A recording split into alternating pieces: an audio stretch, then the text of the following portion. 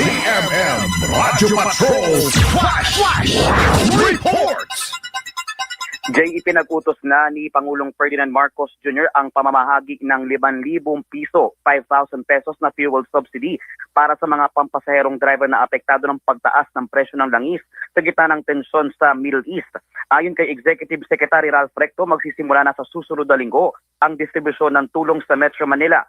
Pangungunahan ng DSWD at Department of Transportation ang pamamahagi ng subsidy kapaikipagtulungan ng mga lokal na pamahalaan.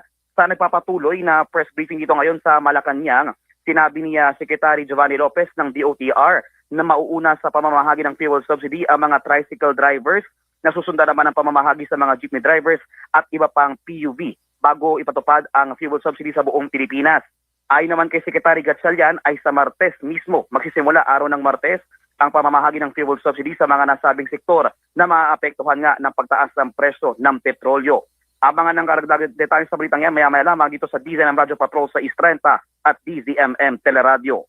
Yan ang balitang kumpirmado, sigurado. Ito ang Radio Patrol. Christian Yosores, DZMM. DZMM Radyo Patrol Flash Reports.